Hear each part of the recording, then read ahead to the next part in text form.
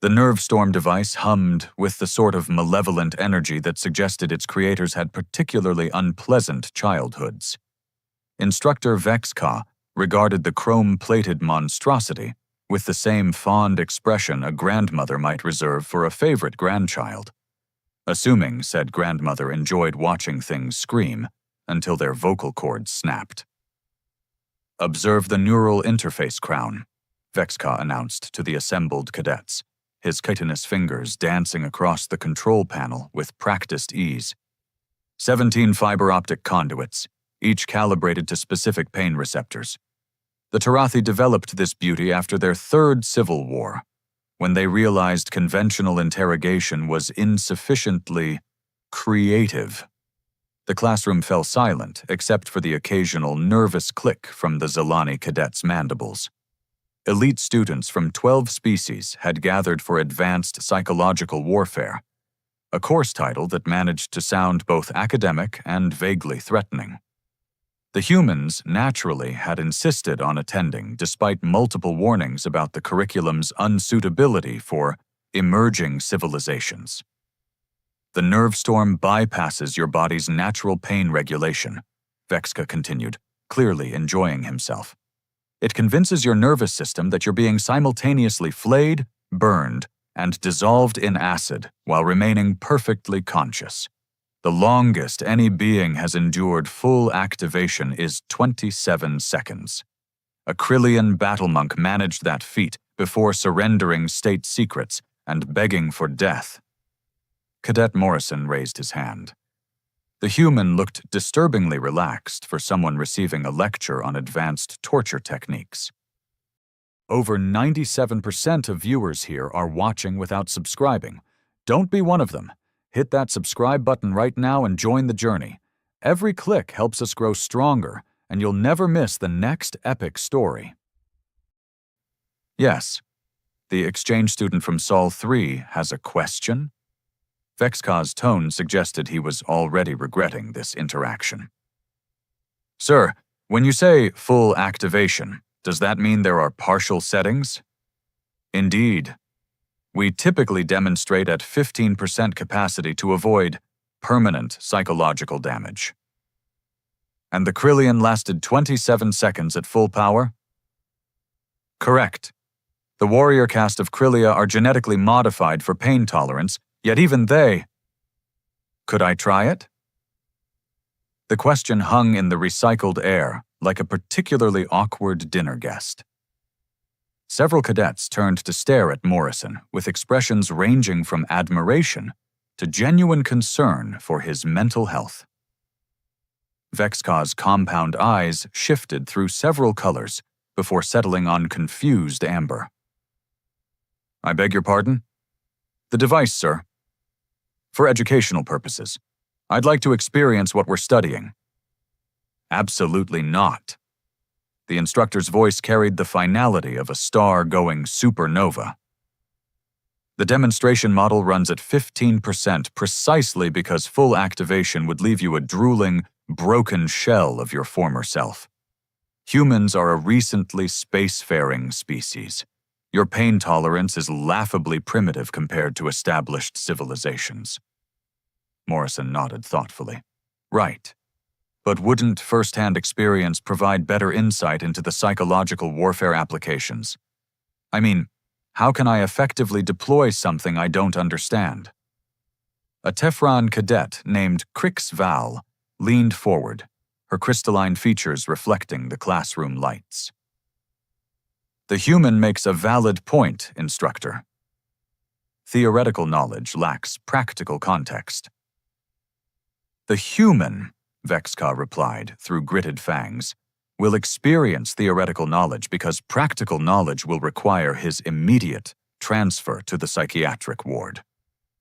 "With respect, sir," Morrison continued, "aren't we supposed to be preparing for real combat scenarios? If an enemy captures me and uses this device, shouldn't I know what to expect?" The logic was sound, which made it infinitely more irritating. Vexka had been teaching this course for 47 standard years, and in all that time, no student had ever volunteered for the practical demonstration. Most species possessed enough survival instinct to recognize clearly labeled death machines. Morrison, your concern for academic thoroughness is noted. However, I will not be responsible for turning your brain into decorative pudding. What if we start at 15% and work up gradually? The 15% setting has reduced grown Keth warriors to sobbing children. Right, but I'm not Keth. This was becoming circular in the most aggravating way possible. Vexka glanced around the classroom, hoping for support from the other cadets. Instead, he found expressions of growing curiosity. The hegemony's finest military minds were apparently developing a collective interest in watching the human volunteer for torture. The answer is no, Cadet Morrison. We will observe the device's effects on the standard neural simulation dummy and proceed with theoretical analysis. Could I at least try 5%, just to establish a baseline? The persistence was remarkable. Vexka had to admit a grudging respect for the human's dedication to education, even if that dedication appeared rooted in some form of species-wide mental deficiency. Crixval spoke again, her voice carrying the musical tones that made Tefren's speech so pleasant and their political demands so hard to refuse. Perhaps a compromise, Instructor? A brief exposure at minimal settings might provide valuable comparative data. 5%, 30 seconds maximum, added Zetmo, a Vorlak engineering student whose opinion on pain tolerance carried considerable weight, given that his species reproduced by ritually disemboweling each other. Vexka found himself surrounded by eager faces, all apparently convinced that watching Morrison experience technological torture constituted quality educational content. The human himself maintained an expression of polite interest, as if they were discussing lunch plans rather than neurological assault. 1%, Vexka finally conceded. 5 seconds, and Morrison signs a waiver absolving the Academy of responsibility when he requires extended psychological rehabilitation. Deal. Morrison stood and approached the device with the casual confidence of someone accepting a dinner invitation. Do I need to remove any clothing, or does the neural interface work through fabric? Direct skin contact with the crown is required. Vexka activated the device's preliminary systems, muttering under his breath in Old Torathi. The translation would have been highly inappropriate for a military classroom. Morrison settled into the restraint chair, a piece of furniture that looked disturbingly like a throne, designed by sadistic architects. The neural crown descended with mechanical precision, its fiber optic conduits settling against his temples with soft, clicking sounds. 1% activation in 3, 2, 1. The human's face went through a series of interesting expressions as the nerve storm engaged his nervous system. His jaw tightened, his breathing shifted to shallow pants, and his knuckles went white against the armrests. But he didn't scream. He didn't beg. He didn't even seem particularly distressed. After 5 seconds, Vexka deactivated the device. Fascinating, Morrison said, flexing his fingers experimentally. The pain feels completely real, but there's this weird artificial quality to it. Like your brain knows something's wrong with the signal. Could we try 10%? The classroom had gone dead silent.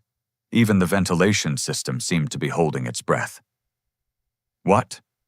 Vexka's voice cracked slightly. 10%. I think I'm getting used to the sensation. This was impossible. 1% of the nerve storm's output had hospitalized trained interrogators. The human was treating it like a mild headache. Morrison, do you understand what just happened?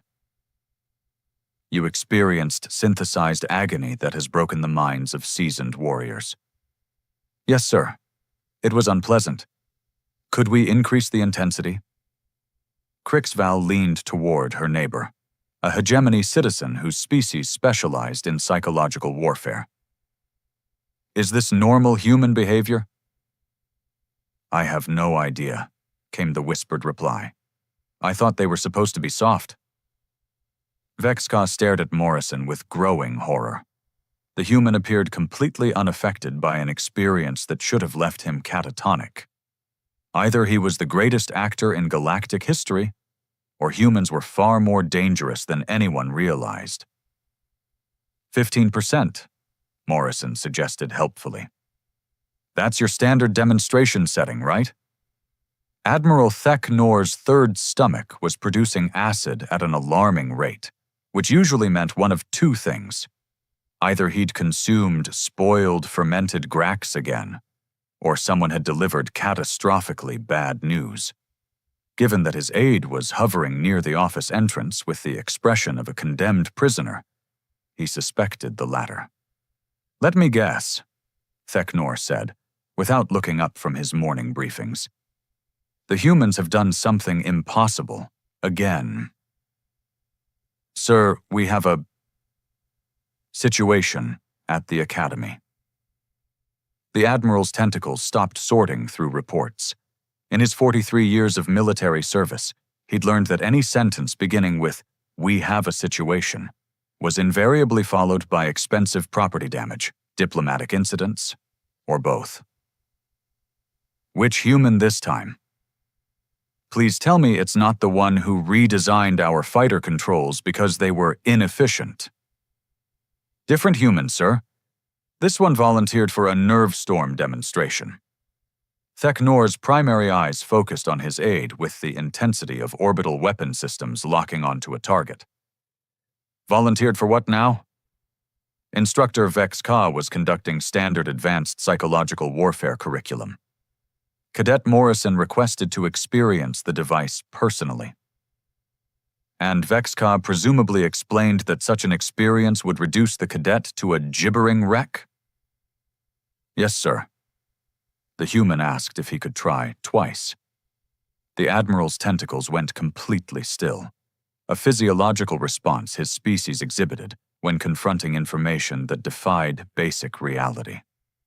He'd seen the same reaction in other officers when learning that humans considered atmospheric re-entry a recreational activity. Continue. Morrison endured 2 full minutes at maximum intensity. When the session concluded, he inquired about advanced settings. Thek Nor closed his eyes and began the deep breathing exercises his therapist had recommended for managing stress-induced organ failure. They weren't working. Get me Commander Yilk's Wrath from Strategic Intelligence, now. Within minutes, the office door dissolved to admit a Valdorian whose usual composure had been replaced by something resembling poorly controlled panic. Yilk's Wrath's chromatophores were shifting through colors that didn't exist in his species' normal emotional spectrum. Admiral, I assume you've heard about our educational mishap? I've heard pieces. Fill in the gaps before my cardiovascular system stages a revolt. Yilk's Wrath activated his personal display projector, filling the office with holographic data streams that looked distinctly ominous. The Morrison incident has created ripple effects throughout our intelligence networks. 12 sector commanders have requested immediate briefings on human pain tolerance.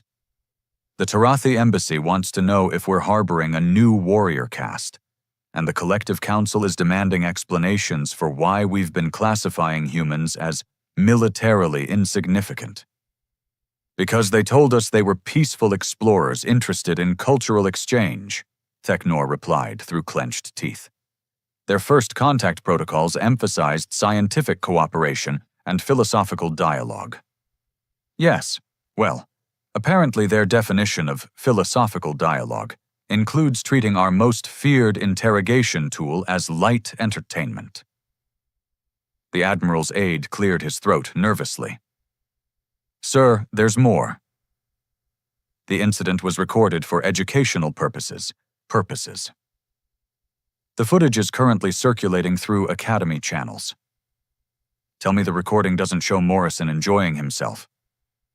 I cannot tell you that, sir. Thek Nor felt his third stomach produce another wave of acid. Show me, The holographic display shifted to Academy security footage. Morrison sat calmly in the restraint chair while the neural crown activated, his face cycling through expressions that suggested mild discomfort rather than existential agony. After 2 minutes, an eternity by Galactic standards, the device powered down. "Instructor, is there a level above maximum?" Morrison asked conversationally. "I think I'm building tolerance." The footage ended with Vex Ka staring at his equipment in apparent disbelief, while cadets from various species watched with expressions ranging from awe to religious terror. "This is a disaster," Yilk's Wrath muttered, his chromatophores now cycling through colors that definitely weren't in any standard reference manual. "Do you understand the implications? Our entire military doctrine assumes that extreme pain equals immediate compliance. We've based centuries of strategy on the universal principle that no rational being would endure unnecessary suffering. And now we've discovered a species that finds unnecessary suffering. What? Relaxing? Educational, according to the transcript." Theknor's tentacles began massaging his temples in slow, deliberate circles. "What does strategic analysis say about this?" "They're requesting additional data points. Apparently, one human doesn't constitute a statistically significant sample." "Absolutely not. We are not torturing more exchange students for the sake of scientific curiosity." "Sir," the aide interrupted hesitantly, "Morrison has volunteered to participate in additional experiments. He seems genuinely interested in helping us understand the limitations of our psychological warfare systems." The silence that followed could have been bottled and sold as concentrated dread. Theknor stared at the frozen hologram of Morrison's perfectly calm face and felt something very much like existential fear creep up his spine. "Get me Director Zith Lam from Xenobiology," he finally said. "If humans are this resilient to artificial pain stimulation, I need to know what else we've been wrong about." Yilk's Wrath's display updated with incoming priority messages. "Sir, we're receiving requests from 17 department heads for emergency briefings on human capabilities. Engineering wants to know if they need to redesign safety protocols. Medical is asking about human injury thresholds, and Academy Command is requesting immediate curriculum reviews." "What kind of curriculum reviews?" "They want to know which other demonstrations might prove inadequate for human participants." The Admiral's aide produced a datapad with trembling appendages. "Sir, there's a list. Morrison has volunteered for atmospheric decompression simulation, gravitational stress, testing, and something called enhanced sensory deprivation with psychological pressure elements." "He volunteered for all of those?" "He said it sounded comprehensive." Theknor experienced the unique sensation of his worldview cracking around the edges. For decades, the hegemony had operated under the assumption that humans were typical carbon-based life forms with standard biological limitations.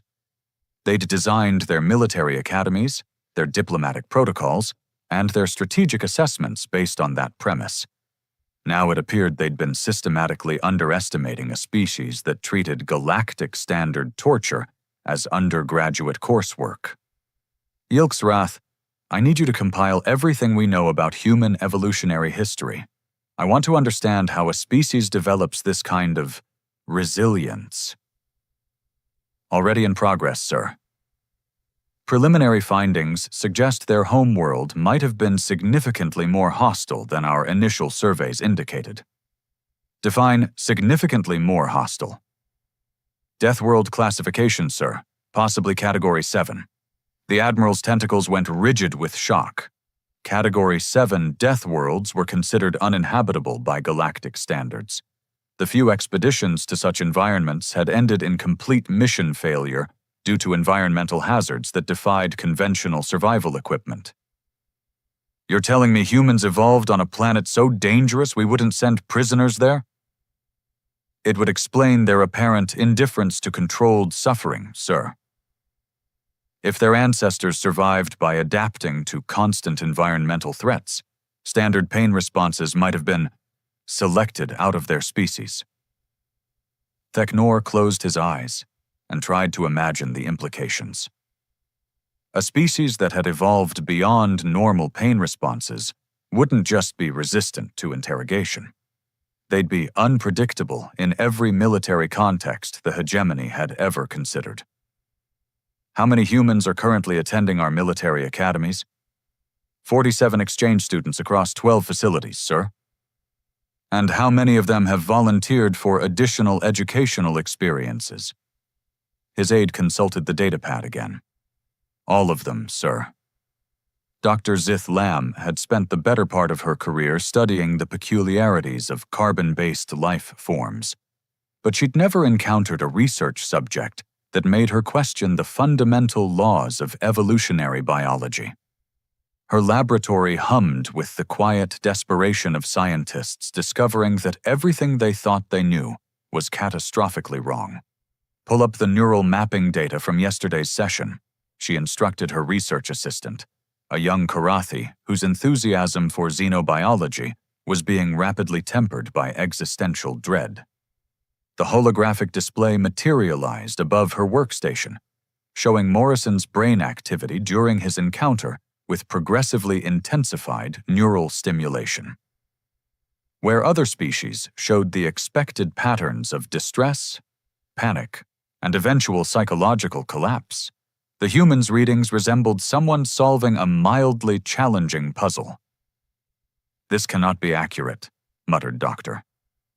Velkorin, her chief neurological consultant. "Look at the endorphin production levels. They're completely inverted.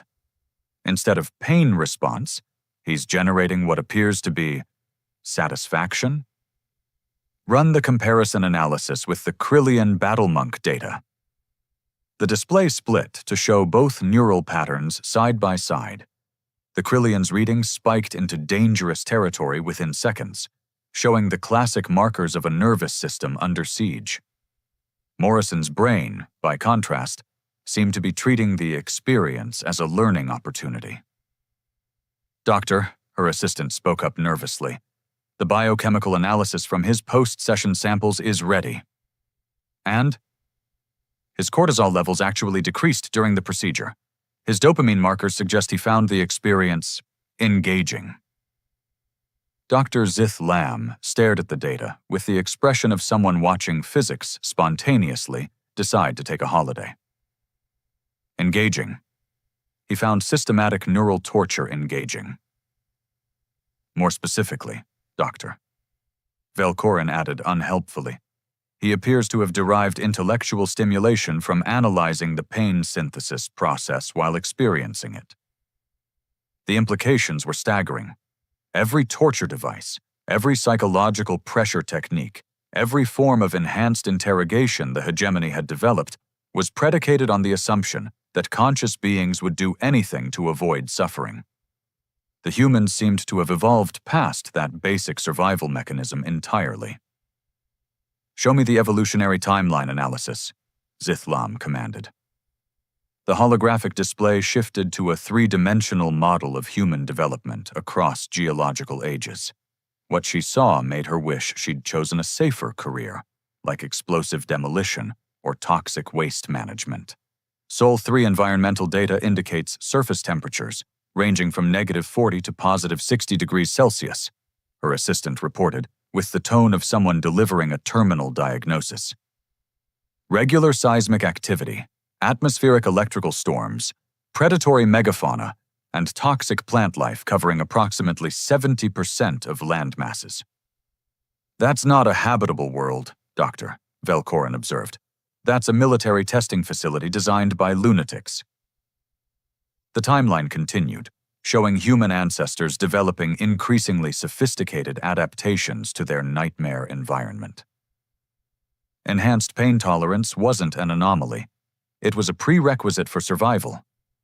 Any human ancestor who couldn't ignore serious injury long enough to escape immediate threats had been removed from the gene pool with ruthless efficiency. "Look at this," Zithlam highlighted a section of the evolutionary data. Their precursor species developed the ability to suppress pain response during crisis situations. But humans took it further. They learned to process pain as information rather than emergency signals. Which means they don't just tolerate suffering, they analyze it.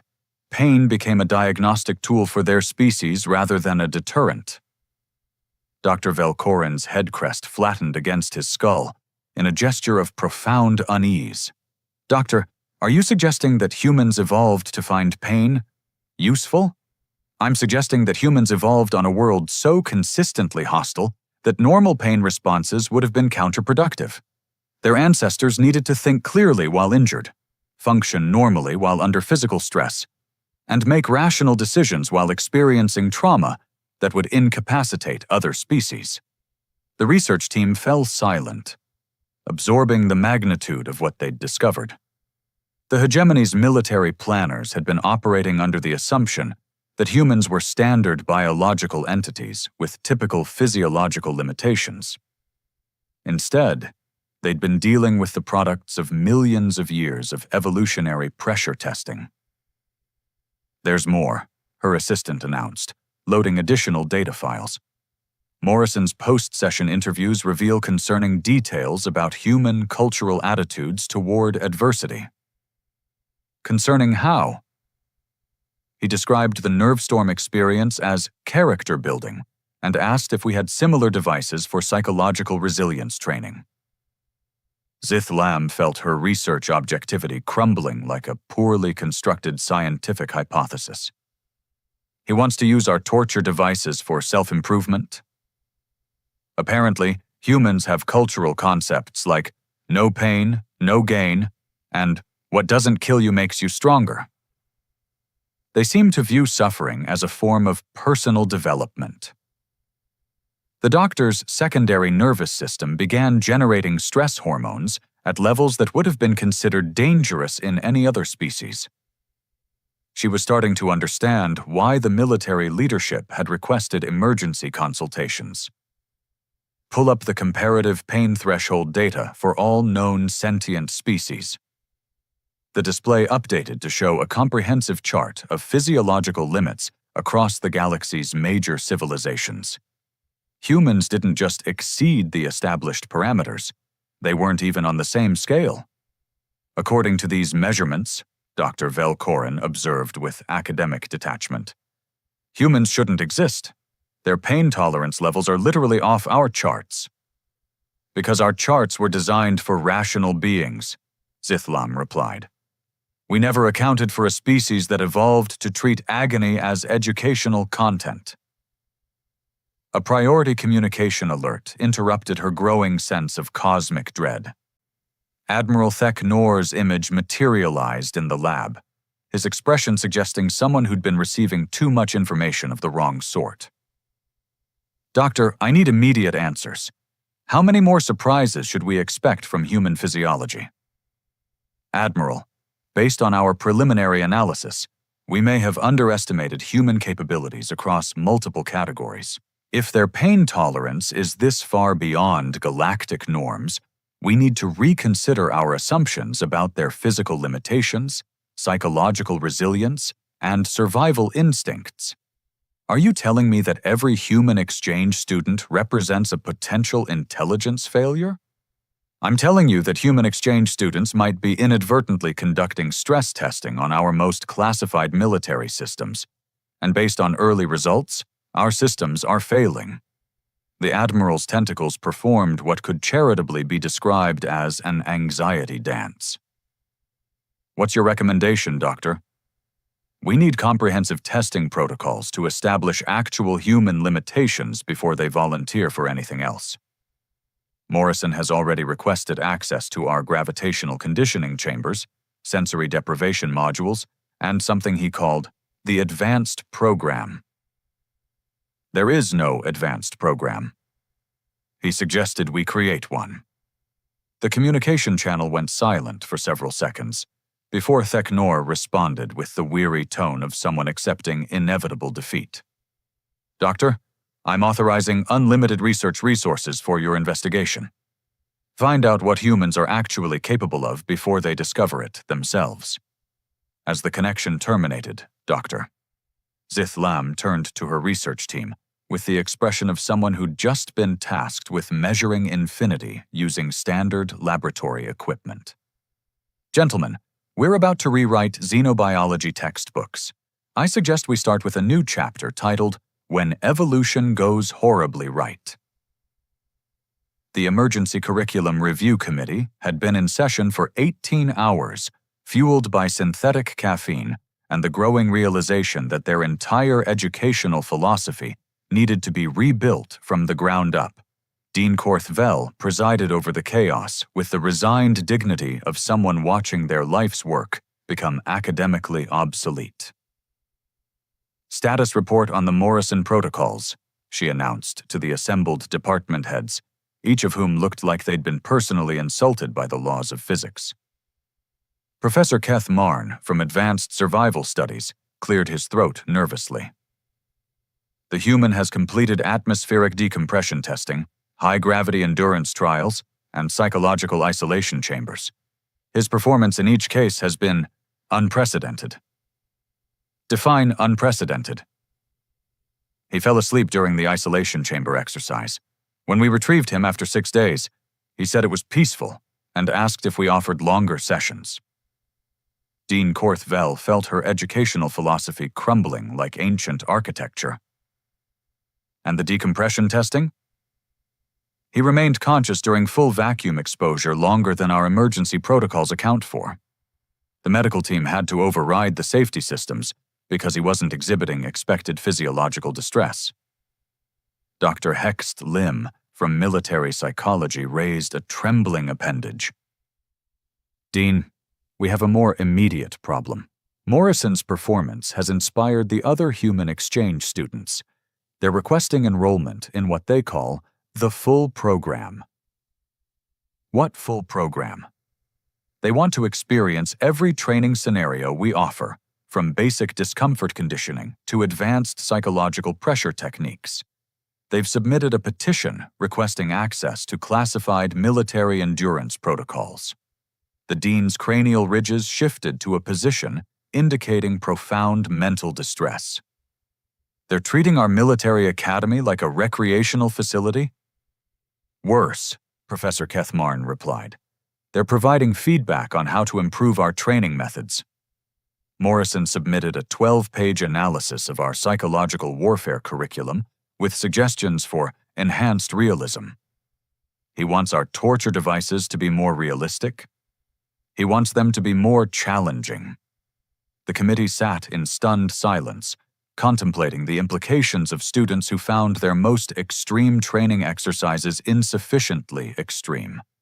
These were military techniques developed over centuries to prepare elite forces for the worst possible scenarios. Humans were requesting upgrades. Captain Irex Tam from Advanced Combat Studies activated his personal display unit. "The situation has evolved beyond individual incidents. Human exchange students across all 12 academy facilities are demonstrating similar capabilities.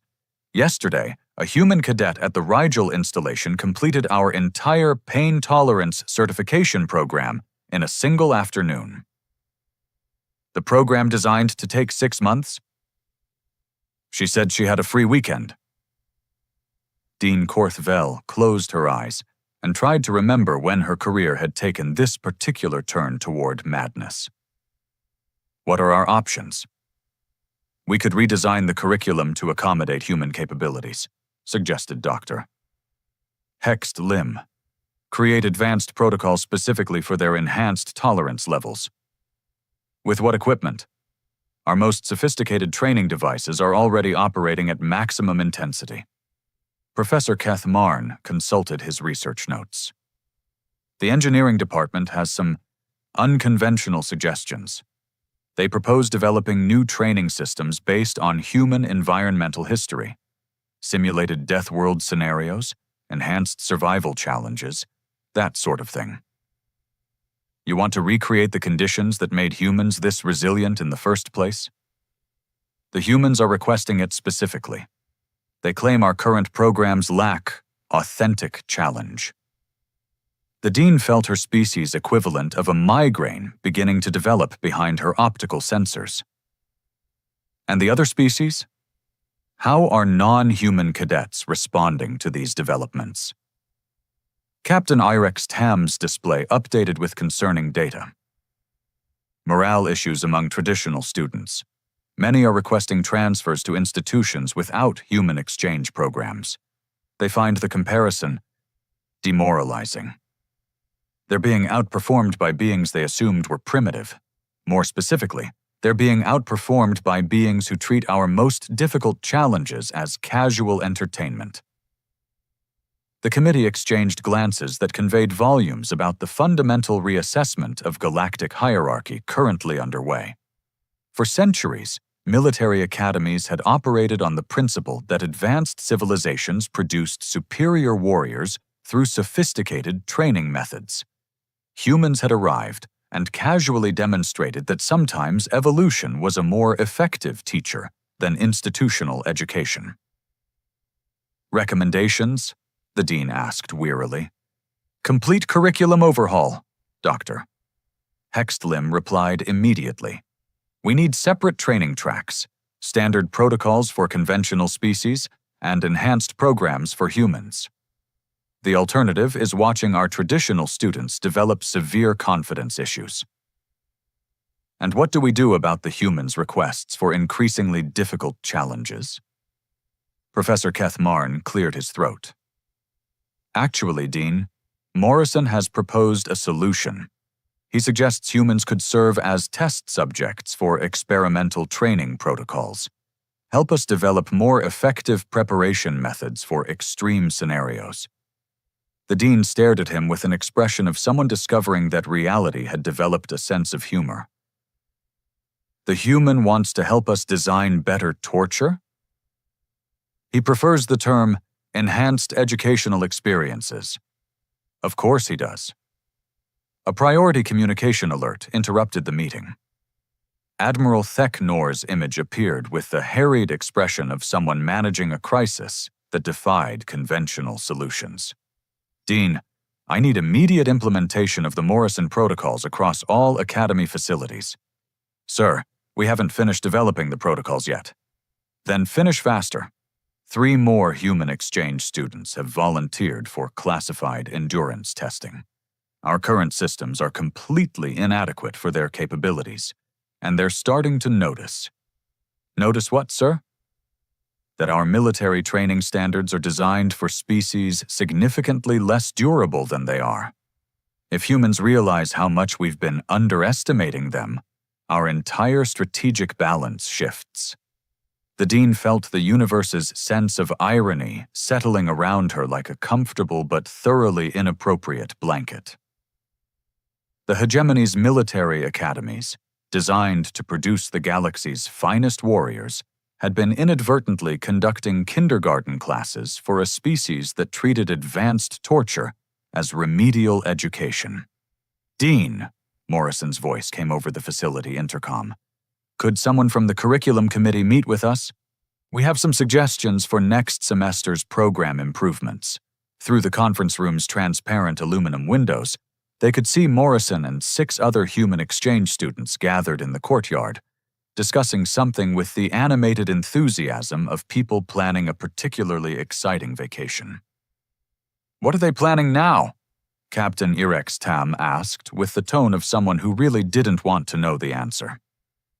According to their submitted proposals, the Dean replied, consulting her datapad.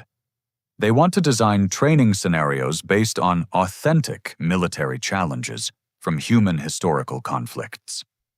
The committee sat in horrified silence as the implications sank in.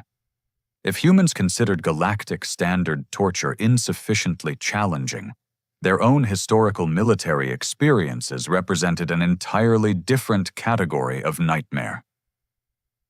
Professor Keth Marn spoke first, his voice barely above a whisper. What kind of military challenges are we talking about? The Dean scrolled through Morrison's submitted materials. something called trench warfare simulation, extended siege endurance training, and psychological warfare resistance based on historical interrogation methods. Historical human interrogation methods? Apparently, humans have been systematically torturing each other for educational purposes throughout their recorded history. They call it military training. Outside in the courtyard, Morrison was gesturing enthusiastically while explaining something to his fellow humans. Whatever he was describing had them nodding with expressions of eager anticipation. Captain Irex Tam updated the Academy's official motto display from "Pain is universal" to "Results may vary," then added a subtitle in smaller text. Management not responsible for existential crises. The dean looked around the table at her colleagues, each of whom was grappling with the realization that their understanding of military education had been fundamentally challenged by a species that treated suffering as a learning opportunity. "Gentlemen," she announced with the weary acceptance of someone whose worldview had been thoroughly demolished, "I believe we're going to need a bigger curriculum."